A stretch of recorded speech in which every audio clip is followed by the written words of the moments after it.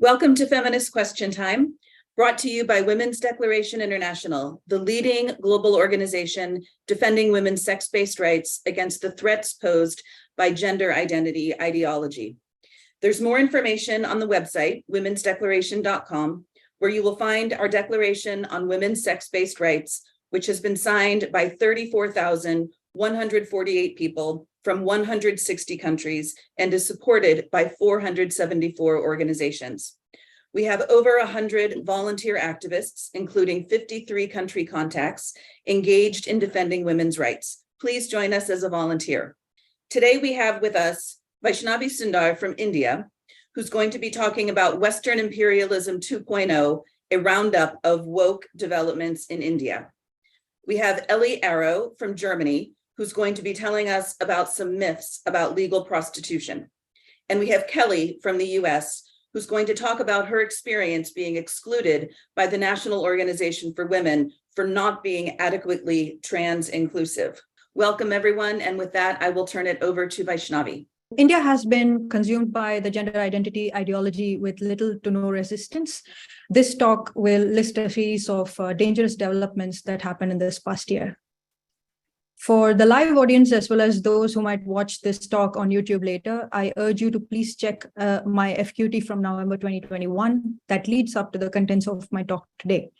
Another important webinar to follow up would be the India WDI webinar held on 23rd January 2022, around this time last year, where three young, brilliant feminists break down the following topics: gender identity and the relationship with misogynistic, exploitative practices against women, stuck between the conservative lesbophobia and misogyny of the LGBT cult, and the institutional capture of gender identity ideology.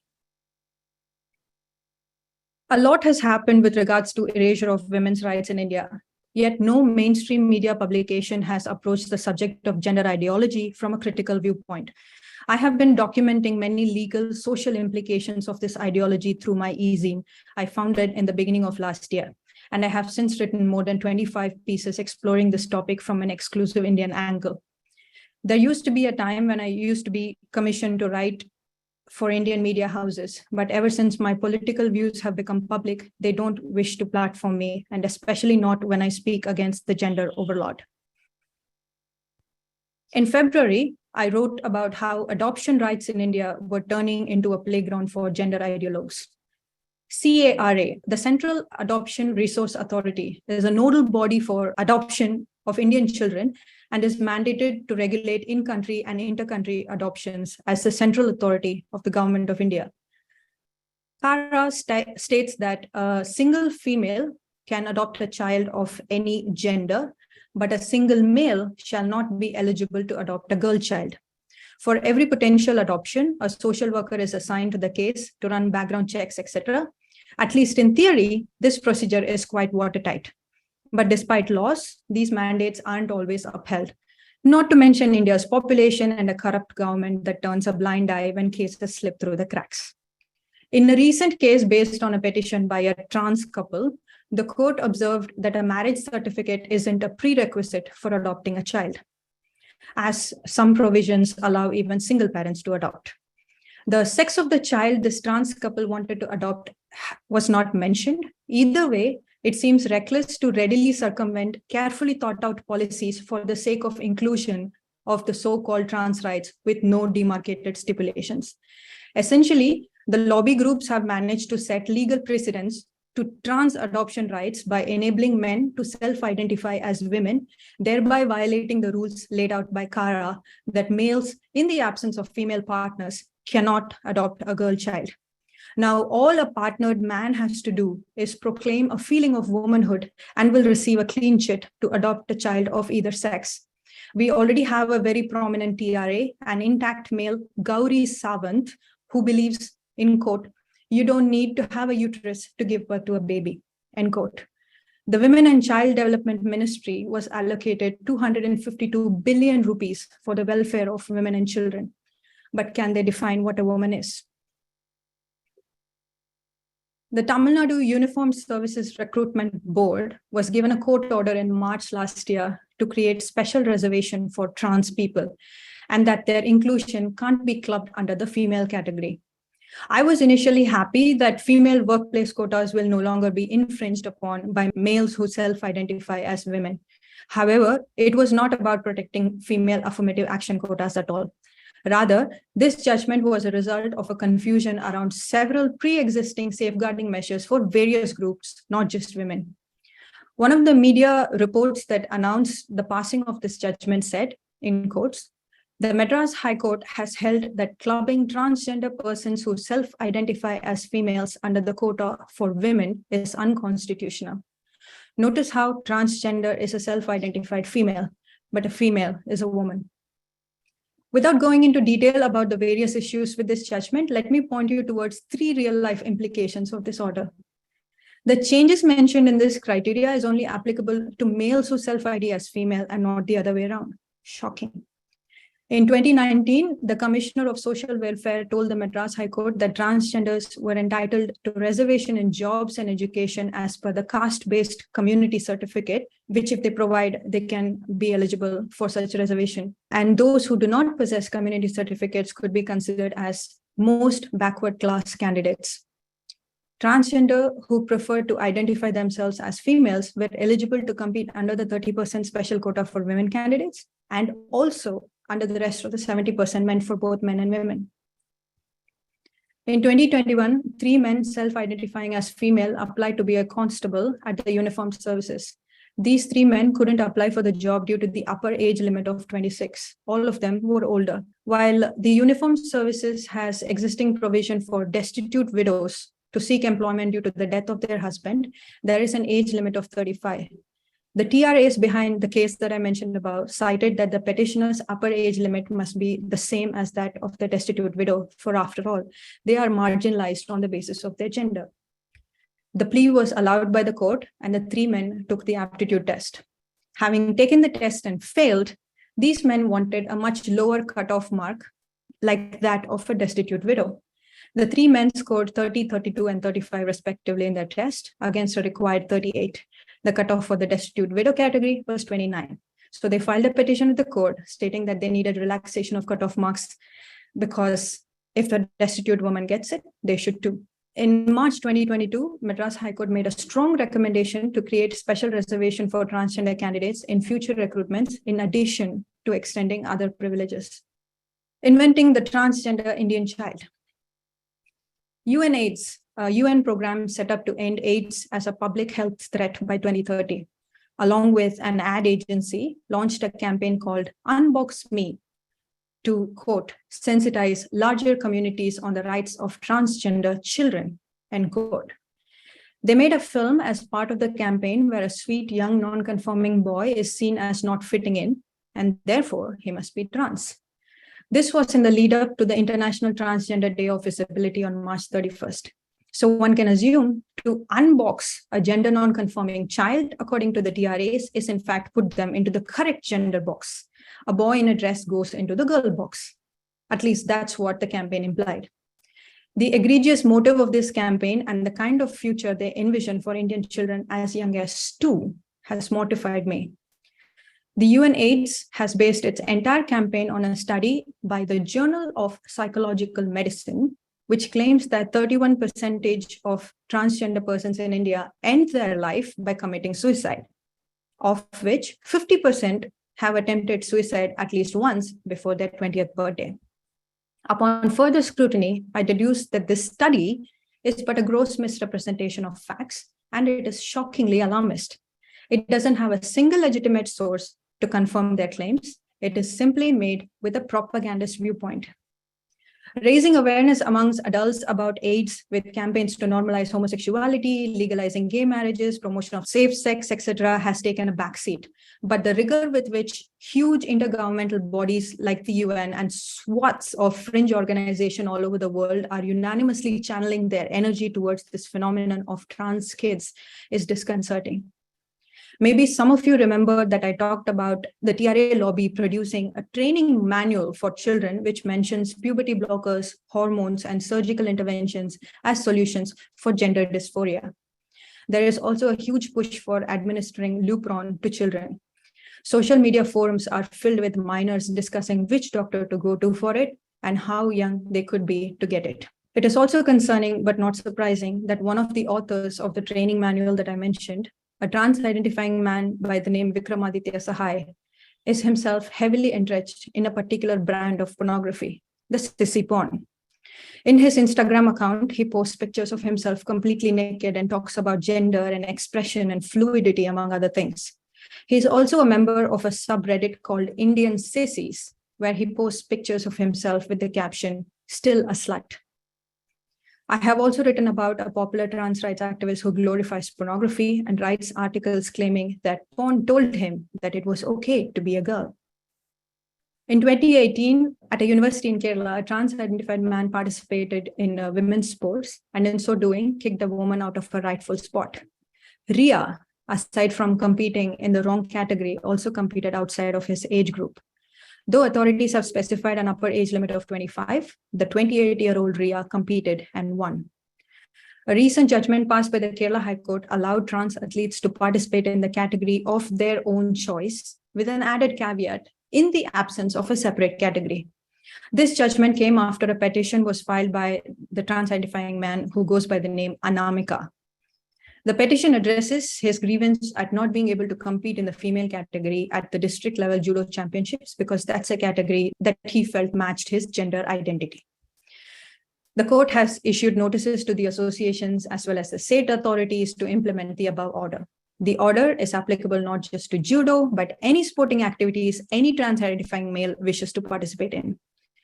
This caveat of a separate category seems like a lazy attempt at seeking fairness, according to me, as if there are enough trans athletes to compete against each other or a mixed category in judo exists.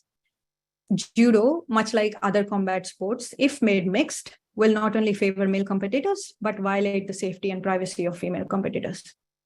I had previously spoken about a trans-identified male who had petitioned to change the medical college syllabus as the concept of sex dimorphism in medical school textbooks triggered him. Several changes have now been implemented by the National Medical Commission, and one particularly stands out. Fetishism, voyeurism, sadism, masochism, exhibitionism, necrophilia will no longer be treated as sexual perversions. Instead, the modified syllabus will aim to discuss it in quotes, in the context of informed consent during any sexual interaction. Sexual dimorphism will be replaced with several unscientific word salads such as demonstrate an understanding of the difference between sex and gender, demonstrate an understanding of transgender and gender nonconformity, demonstrate knowledge about basic tenets of LGBTQIA+ affirmative counseling. I reported on an organization trying to provide surgery grants for sex reassignment surgeries. According to their website, TARMS, or Trans Arms, is the charity foundation to help transgender people with monetary grants for surgeries across the globe through personal and corporate funding. In my report, I also referred to the Ayushman Bharat Transgender Health Insurance Scheme. Overseen by the Social Justice Ministry, the Ayushman Bharat Transgender Health Insurance provides 5 lakh rupees coverage for hormone replacement therapy, surgeries, and post-surgical care at government and empaneled private hospitals. Many states in India already provide free surgeries in government hospitals. Corporates too are offering insurance policies to trans and non-binary employees that cover a plethora of surgery and also provides considerable paid leave for recuperation. There is a long list of cases of abduction and forced castration in India, but the media reported an utterly tragic case of a minor who was abducted and forcibly castrated and operated on again in 2008 to regain his lost boyhood. It is not clear when the poor boy was castrated, but the media glorified how, in quote, modern science and a team of gifted doctors turned the eunuch into a boy again, end quote. In 2008, he was still a minor, so the legalities seem to have been overlooked. The report says the surgeons extracted sections of nerves from Chandrasekhar's arms and transplanted them to rebuild his genitals. The boy was coerced into prostitution by eunuchs. He was taken away on March 23, and a sex change operation was forced on him. He was brought back to Bangalore after the operation and confined to a house. He was forced to act like a girl and join the transgenders. He was warned that if he spoke out against them, he would be branded with a hot coin on his forehead and barred from joining the community, end quote. The doctor who is supposed to have operated on this minor is a 75-year-old doctor, Dr. Naganna, a surgical specialist at the government-run hospital. In 2013, reports of this doctor performing numerous surgeries on minor resulted in him being picked up and questioned by the police. Chennai police said Dr. Naganna used to perform at least 2 such surgeries every year and charge about rupees 5,000 as fee for each operation. He was arrested in 2013. There were at least 2 such cases reported in 2020 alone. With several national branches of WPATH burgeoning into the mainstream and organizations like UNAIDS openly promoting transing Indian children as young as 2, there's currently no future for Indian children where they aren't props for fetishistic, greedy, and depraved men. The crimes mentioned are merely dipping into the chasm because for every crime reported, hundreds go unnoticed or get buried under the ill-reputed Indian criminal justice system. An organization called Association of Transgender Health, ATI, has been founded by a retired Dr. Sanjay Sharma. The organization also boasts a plastic surgeon, Dr. Richi Gupta, among its personnel. One of their projects, stealthily named IPATH, conducts an annual conference called IPATHCon. The 3rd edition happened last October.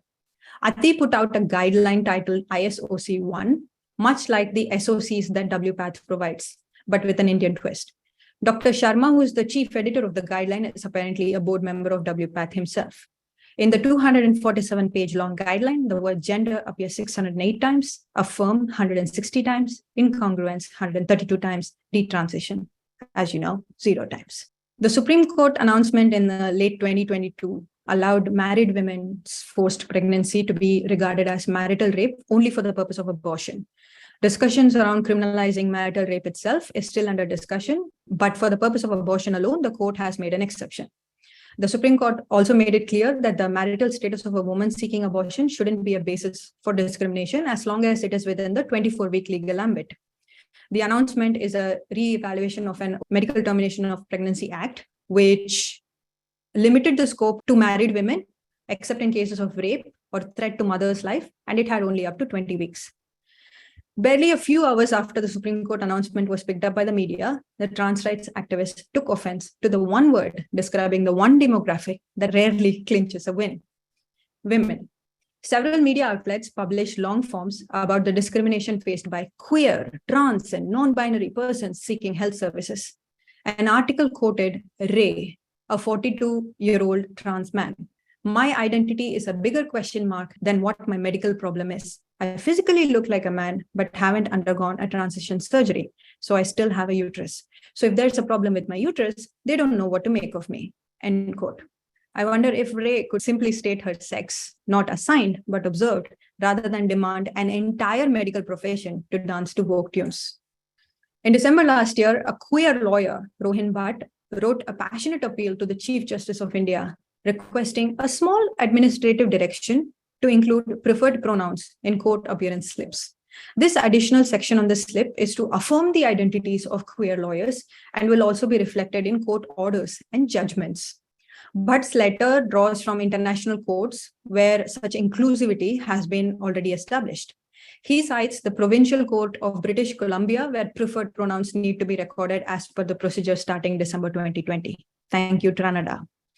He feels the words used to describe people are essential for their gender identity and believes language tend to inflict symbolic violence on transgender litigants and lawyers in courts and lead to enhancing dysphoria, which can lead to further psychological distress. As a way to mitigate this violence, he finds obfuscating languages to be the best way forward. He does feel clarity and precision to be paramount in legal writing, and he misses his own statement's irony by asking the Chief Justice to be more affirming. His ambition with this small administrative direction extends beyond mere courtesy in court during a hearing, but wants the judgment to reflect the preferred pronouns of the lawyers and litigants alike, thereby letting this ideology waltz its way into the legal curriculum.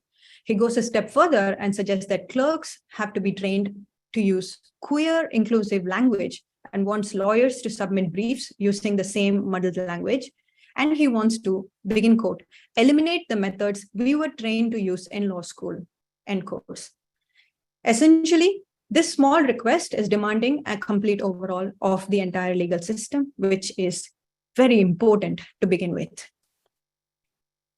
A 47-year-old trans-identified man was recently convicted and sentenced to 7 years in prison for drugging and raping a woman in Bombay. He was also sentenced to an additional year under the Black Magic Act for performing certain rituals to cure the influence of an evil eye. The media coverage of it has been very interesting. The Times of India reports the incident with the following headline: "Fake trans person gets 7 years jail for rape and black magic in Bombay." Hindustan Times writes, "Man gets a 7-year jail time for raping tutor posing as transgender." While the fakeness of this man's trans identity is subject to scrutiny in itself, it is rather hasty for a national news outlet to make such conclusions without investigating it further. While it is a comfort to the victim and the general public that the perpetrator has been duly convicted, it is rather confusing that the judge came to the conclusion that this was, in fact, not a transgender. In a rather bizarre statement, the judge said, begin quote, "In our society, people take blessings from transgender on several occasions like marriages, birth of child, etc. Therefore, it is very obvious that the victim kept faith in the accused who was pretending to be a transgender. But it is seen that the accused, by taking the benefit of faith of the woman, committed oral penetration with her." End quote. For those of you wondering about the blessings part of the statement, please check a WDI talk I gave on hijras. It is considered to be a custom during marriages, but in many cases, these men have been obnoxious and have sought revenge if the families don't pay up for their service. In any case, firstly, a person has to be male to be called transgender woman. For the judge to rule that the convict was pretending to be a transgender makes me wonder if he thinks a man can pretend to be a man pretending to be a woman. I also wonder if the legal system is oblivious to the dangers of self-ID, gleefully permitting men to self-declare as female with no surgery requirements. And finally, how exactly can one know whether or not a person is transgender, especially when they proclaim trans women or women deal with it? Why is the judge not accused of transphobia? Where are the trans rights activists? Where is the social media uproar? Or is it maybe only resort to disparage feminists like me for stating material reality? Finally, some rapid fire changes in conclusion. Delhi High Court has passed a judgment that surgery is not required to change sex markers in passports. Men self-identifying as women can ask to be housed in prisons suiting their gender identity. 2 men self-identified as India's first trans lesbian couple, and the media glorified it as a path-breaking news. Meanwhile, lesbians are hung in public view or raped by family members to cure them. Surrogacy, prostitution, and other exploitative practices are being pushed even further in the name of inclusion. In summary, I close with this. Words have meaning, and feelings don't warrant any license to alter them. Men can't ever be women. No amount of nationwide gaslighting propaganda can alter that reality, and despite all attempts to silence my voice, I will keep speaking up. When the condition of women in this country is so fatal, what the trans lobby is attempting to do is yet another form of female erasure. What's clear as day is this. First, they abuse women. Then they claim to ally with women. Now they want to become women. This is a telltale sign of a dystopian world where a woman is but a garb for men to tear apart and adorn as a facade. Thank you. If I may, there was one more question from Melissa. Is there an overlap between activists pro-prostitution and pro-trans and pro-surrogacy/adoption as there is some other places, in some other places? So there is definitely an overlap between pro-prostitution groups and the trans ideology because the number of males that solicit in the country has gone up. They are the ones who you can actually see. Actually, from my house, about 500 meters down the road, you can actually see these men wearing women's clothes with garish makeup, soliciting men, and they go down a little dark alley, and men get blowjobs from these men.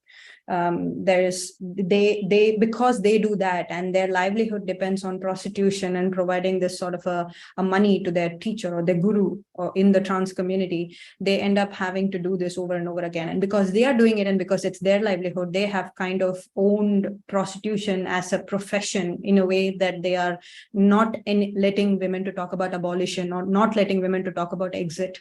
The same with surrogacy. Whenever you talk about surrogacy, whenever you talk about adoption, the first thing the media talks about is, but what about the LGBT community, even though it has got absolutely nothing to do with them. No single media publication is talking about how this is an exploitative practice for the female sex class. Not a single one. It is astonishing how incredibly tone deaf every news article that comes out about surrogacy or adoption or anything, prostitution or pornography, for example, everything is about choice. Everything is about let the woman choose what she wants to do. It is economically empowering her. Therefore, you must not stand in the way of her, of the number of houses that she can build and things like that. Sorry, that was the answer to that question. I've got a question for you, Vaishnavi. Why do you think there's so little resistance in India? Why are the women's, because there is resistance to all of this in Germany, like quite a lot now, Britain and the States and lots of the countries of women here. But why is it in India that it's so difficult for women, and I suppose our ally men, to speak out? But they are speaking up in small corners of social media or something like that. But it is just not possible for us to organize as a movement against gender ideology because India is just a massive country and we do not, only the English speaking people can converge with a common language and, approach this phenomenon. Like, for example, through India WDI, we've written letters to many organizations asking them to revoke, say, introducing puberty blockers to children, or we've written to certain concerned departments asking to cancel the petition which requires colleges to have same-sex hostels. And recently we've written a letter, a really long letter to the Chief Justice of India, asking him to bear in mind the implications of all these laws that they are just so gleefully passing, the implications of it in the women's sex-based rights and things like that. This can only be understood by people who understand English, and they need to know what WDI India is. There is very little, it's a bubble, it's a very tiny bubble. Women from other WDI know about India WDI. For a country with 1.4 billion people, 100 people have signed the declaration. That must say something to you. So now we'll turn it over to Elly, who will share some information about myths surrounding legal prostitution in Germany.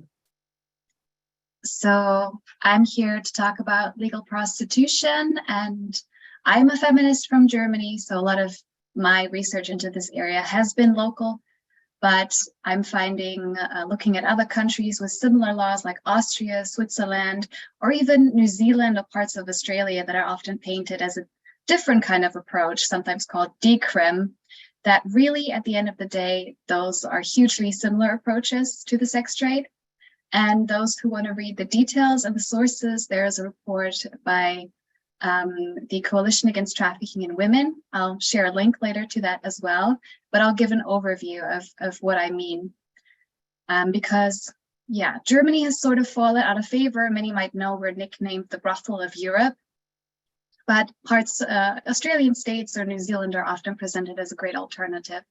So I'll talk about what these have in common that's important to know regarding prostitution law. So, I should quickly say that I'm not going to go into feminist alternatives to the dichotomy of prohibition and legalization. That's for another time. But yeah, I'll just focus on legalization for now. I think most people who approach the prostitution issue can agree that we want women decriminalized, but it matters how we do that. And under the legalization or decrim model, they become workers. And the idea is, well, a worker will mean that these women can work legally. They will no longer be hounded by authorities, arrested, abused, which many countries have a very shameful history of that. But the reality is a lot more complicated because there are many ways that criminalization continues in countries like Germany or New Zealand. So just because the act of selling sex, if we want to call it that, becomes legal doesn't mean that there aren't still a lot of arrests, fines, prosecutions around migration. And we know that impoverished migrant women go to wealthier countries. A lot of them are, well, there's both trafficked women and economic refugees from Eastern Europe to Germany or from Asia to New Zealand and Australia. They still suffer the consequences of the laws around that and can't access their rights due to their migration status. Then we know the presence of drugs is still an issue. Instead of viewing a woman in prostitution who might have a little bit of coke or who's doing some low-level dealing as a victim of an exploitative system, she's seen, as a criminal. And there are still no-go zones. Many people don't know. Actually, most of Germany and also significant parts of New Zealand, you cannot sell sex, not around, schools, kindergartens, churches, residential areas. Often it's the industrial area or, well, sometimes the poor part of town or infamously, areas around train stations. But otherwise, we still have prohibitions, and these women can, if they're in the wrong area, can still be punished.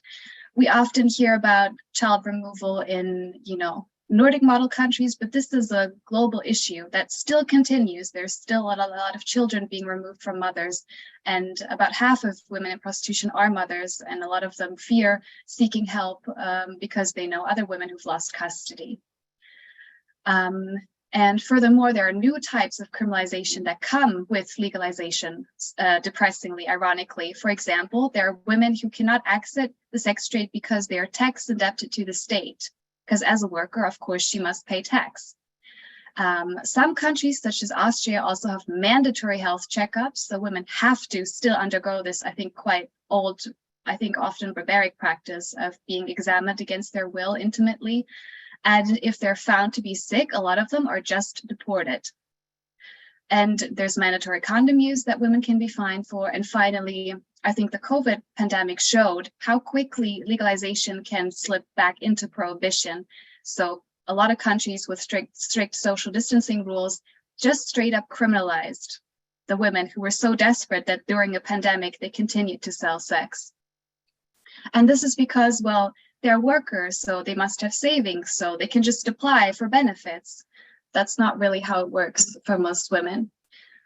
So that leads us into the next idea, the idea that women gain some kind of labor rights, and that prostitution is regulated by labor law, and they have all these protections, and then they can enact, their rights and protections better against the whims of Johns and pimps. And the reality is much more of a really, really horrible gig economy. So women do not actually have these great detailed contracts with brothels about all their rights and health, etc., but they're independent contractors. And so some women don't have contracts at all. They're just straight up black market workers. There's still a huge black market that continues, but even an independent contractor, saving money so that she can afford a vacation, a sick or a maternal leave is up to her. She has to take care of that. And as I mentioned, a lot of the migrant women, the law is written, it imagines the woman as this, strong, independent, self-sufficient woman who has a tax consultant and a lawyer. That's not the reality of the average woman in the sex trade. She's far more likely to slide ever deeper into debt. And there's a huge lack of exit programs because, of course, if sex workers work, why would you need help to leave it? And there even is quite a phenomenon of women living in the rooms where they are selling sex. So they're dependent just for basic shelter on brothel owners, which is a very, very dangerous place to be.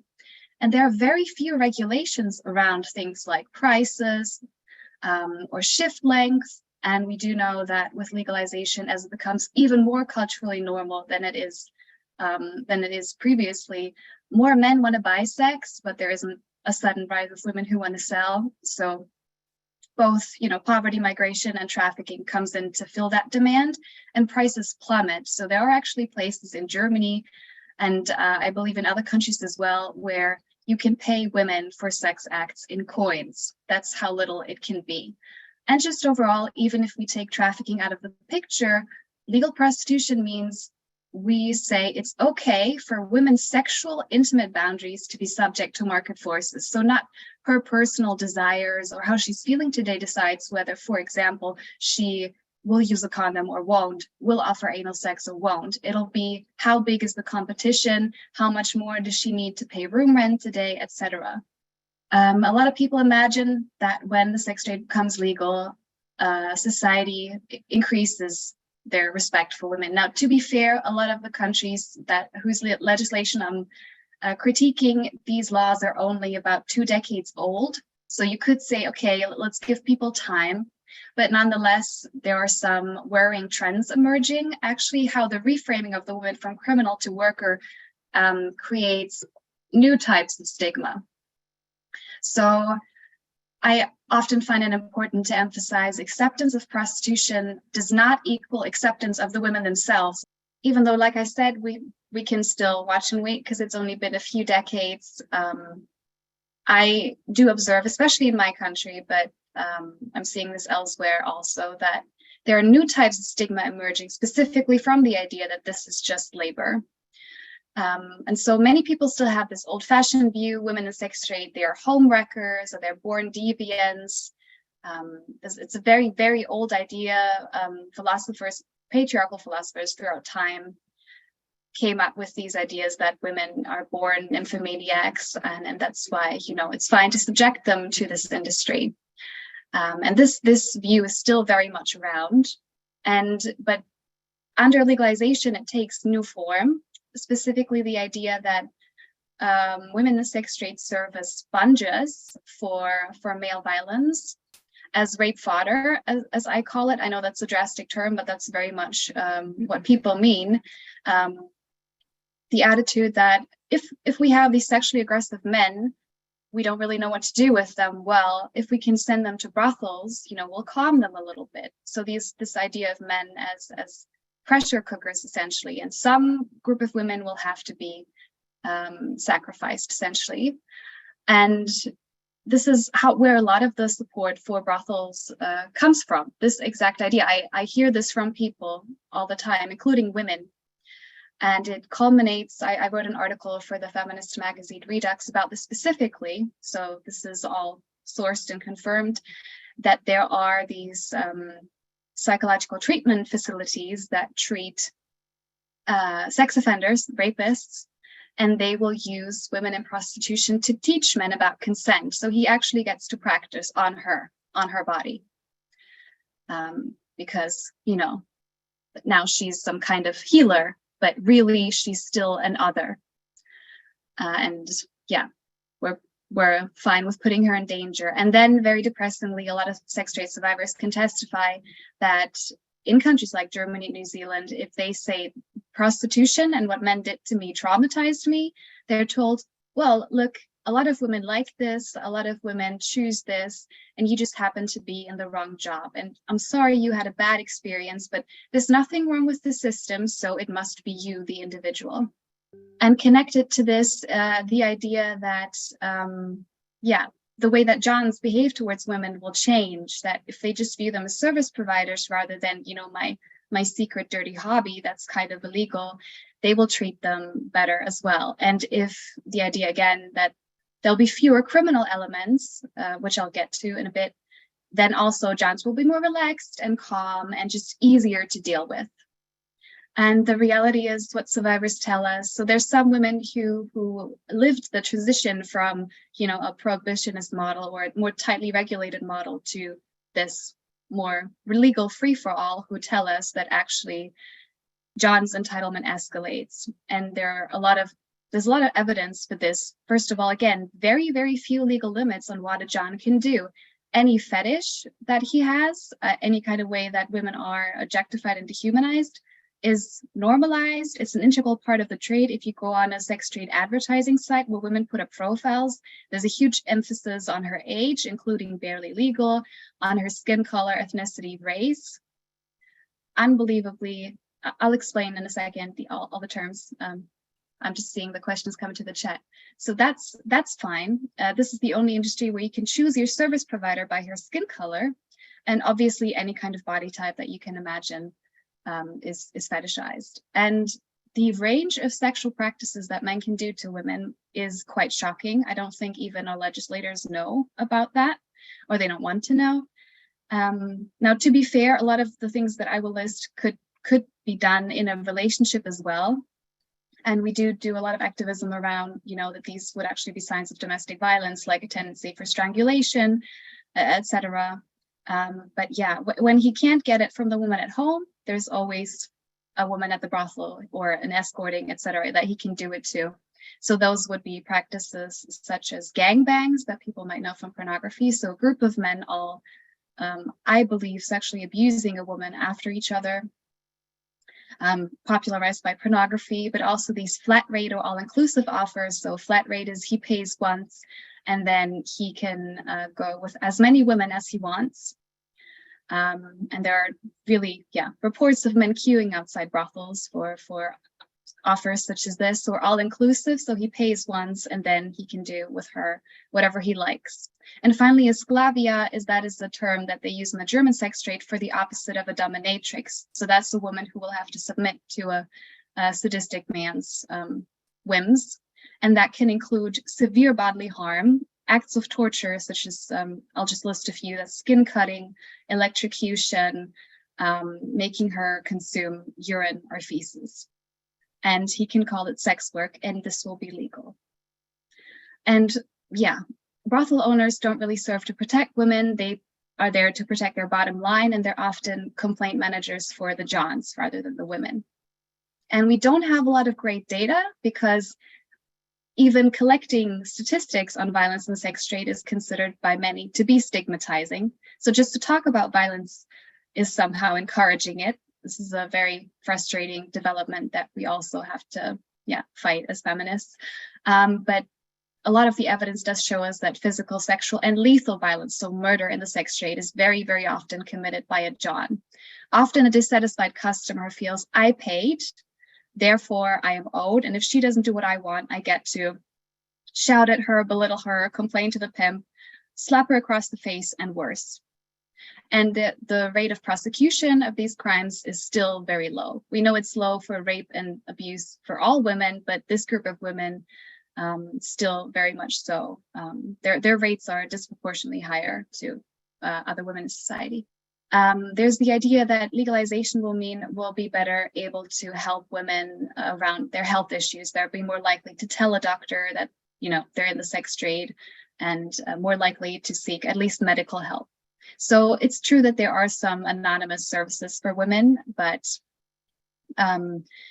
as the sex trade expands, and I mentioned the competition worsens, again, women are enduring a lot of things physically and emotionally that are actually even worse than before. So the sex trade is still deadly. And for anyone who doubts this, I always recommend go and read the sex work occupational hazard guidelines from the pro-prostitution lobby or from pro-prostitution organizations. They're very, very disturbing. Again, very few legal protections for women who are very young, heavily pregnant, disabled, ill, addicted, or homeless. And there's, these guides will teach women, how to safely use needles for drug injection, or advice like this. And there's still a lot of illness, a lot of suicide, and women who survive. They call themselves survivors because there's a myriad of ways that prostitution can prematurely end your life. And many women live with lifelong health problems. And again, reading the material can be quite disturbing because it lists, possibly lethal health outcomes, and also psychological symptoms that sound like PTSD. But as one survivor, I think it was Chelsea Geddes, said, but it'll be headlined with terms such as sex worker burnout. So one of the big mantras of the pro-prostitution movement is, let's legalize consenting adults in the sex trade, because then we can go after the real criminals. And the reality is, because a lot of the acts of pimps become legal, it actually becomes easier to traffic rather than harder. So the legal definition of trafficking is drastically narrowed. In Germany, pimping is legal, only exploitative pimping is legal. So there's a very, very heavy burden of proof on the individual victim to say, okay, so I was forced into this, they made me do specific sex acts with specific men, her being poor, or like I mentioned, homeless, mentally ill, sick, it does not matter. She has to prove very, very concrete coercion. Otherwise, they are legal sex trade profiteers. And it becomes harder. And again, I know the police is not women's friends. I understand the police is a patriarchal institution as well. And a lot of women have very negative experience with police. Unfortunately, currently, I don't know who else to call when there's e.g. presence of the Hells Angels or similar organizations. So their investigations and later the prosecutions become a lot more difficult, again, due to these laws. New Zealand, for example, hasn't prosecuted a single trafficker since it decriminalized the sex trade And so actually the legal brothel becomes a great place to traffic both adults and minors. In New Zealand, for example, you can't even check the papers and IDs at brothels without, a specific warrant. And yeah, so legal brothels become a great place to traffic somebody too. And we have a few cases where they did actually, in Germany, the Paradise brothel is the famous case where they were able to track that the brothel owners knew about these trafficking streams into their business, but a lot of the time they get away with it. Then there's the rhetoric that, those of us who have not experienced prostitution or not currently in it, we shouldn't talk so much about the trade because it doesn't affect us. Okay, so maybe we have to consider, safe sex practices. Those are encouraged by by a legal sex trade. That's great. And then the general public has nothing to worry about. And the reality is that there are a number of detrimental effects in society. So there is actually still men who really, really don't want to use condoms and will absolutely pass on STIs to their girlfriends and wives. A lot of Johns are married. And also the emotional trauma that happens to women when they've been cheated on many, many times, I think is actually not a small issue. And just finally, to wrap up, legal prostitution really undermines the social standing of all women and girls, but especially poor and working class, migrant women, women of color, who staff most of the sex trade, because there's just this view of a lot of men based on the skin color, or just being female and walking around at night, or being a woman in a service job. I can ask her to come with me to the hotel room to make a little extra money. And this is something that a lot of women have experienced, including myself. So this harassment just becomes normal. And how can we have women's liberation when men view us as commodities just because we're female? Are many Ukrainian women trafficked into German brothels? There are huge concerns around this. As soon as the war started, there were women's rights activists ringing the alarm bells, and a little bit belated, German authorities started sharing information at train stations, flyers or posters telling women, if anyone approaches you with a dubious job offer, etc., here's where to go. So they did act, but even the experts say that reality is we won't know how much this is happening until a few months, years down the road, when the survivors come to us and tell us, really. Well, we probably won't ever be able to fully quantify. I didn't mention this in my talk, but currently we don't even know how many women are in the sex trade in Germany. I think about a little over 20,000 are registered, but even low estimates say it's more like 50,000 to 200,000. So not even just the Ukrainian refugees. We don't even know how many women in general are in the trade. It's so hard to track, even when it's legal. There are some people on the lookout for the victimization of Ukrainian women, and the Johns in their forums are, some of them celebrated the arrival, of young mothers with children desperate for some stability. But yeah, depressingly, we won't know until down the line. But there was a little bit more awareness in news and just German society that maybe brothels aren't a great place to send women to. There's a question if I can discuss Germany's connection and power within the European Union to set standards throughout Europe.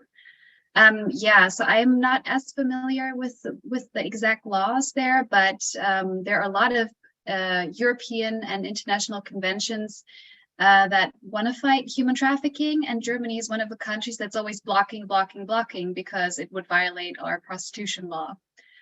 So Germany is really, even stopping progress in international agreements. This happens frequently.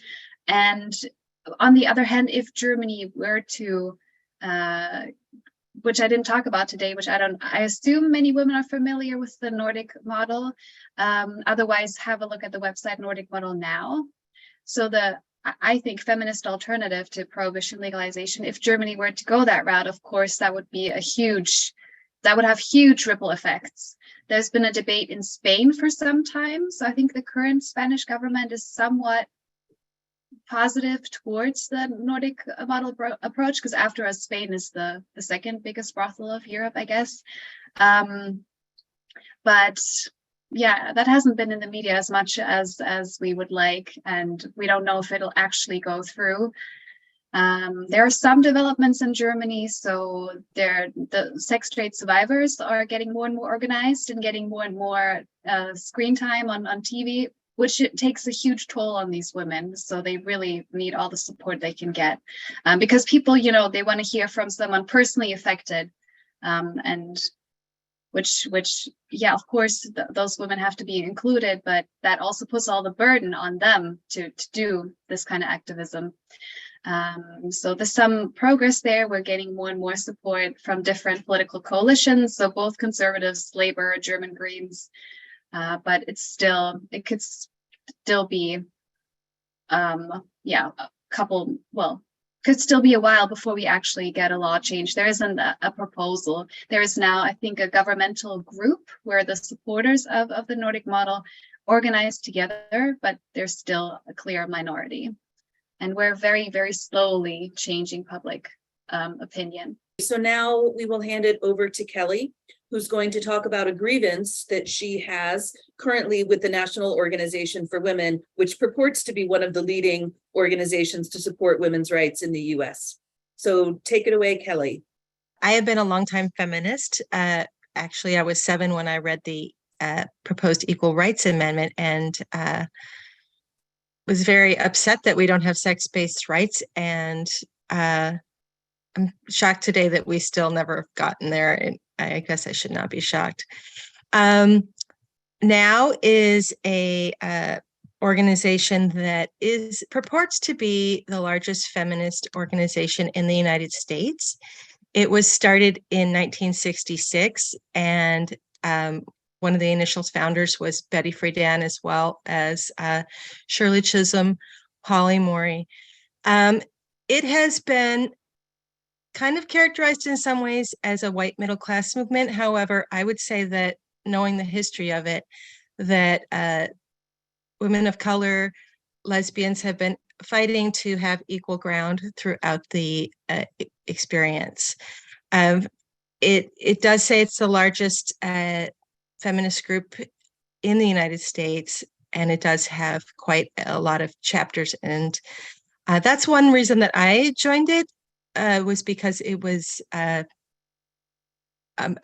mainstream organization, and I wanted to engage as many other feminists as I could in that.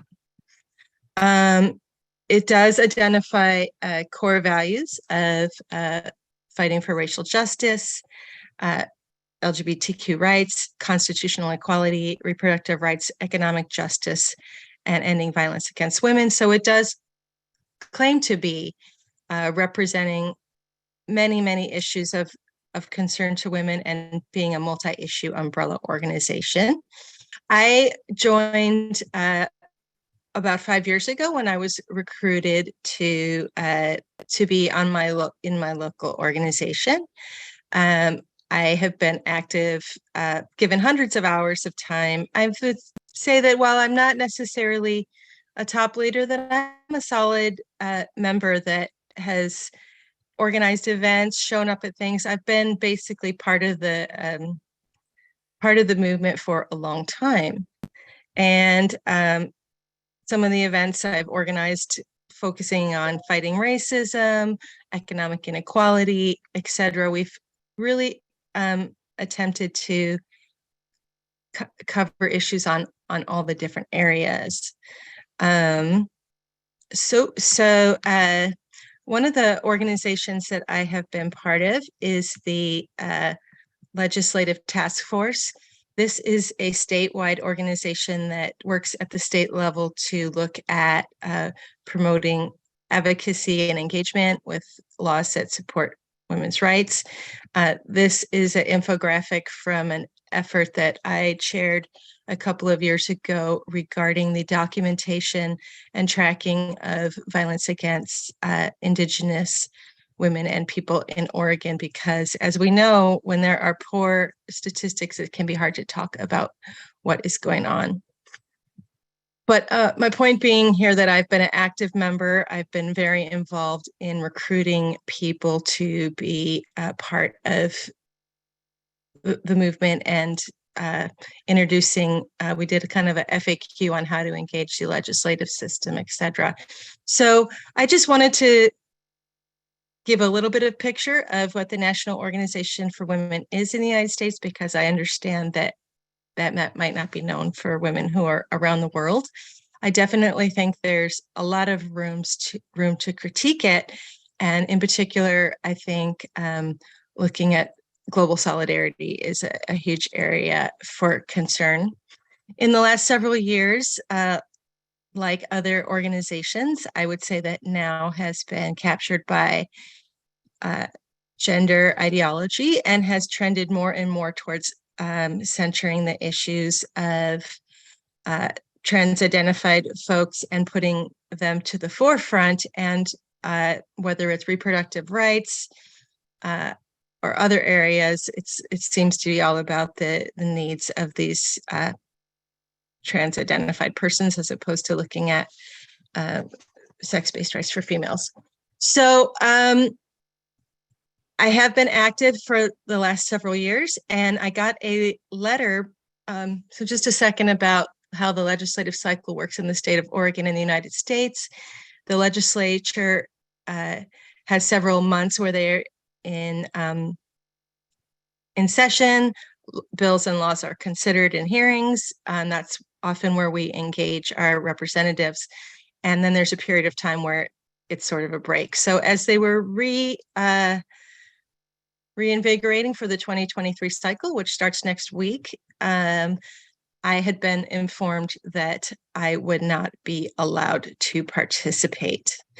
I do want to make a notation that largely it's forbidden to really get into the details and talk about the impacts and conflicts of so-called inclusivity.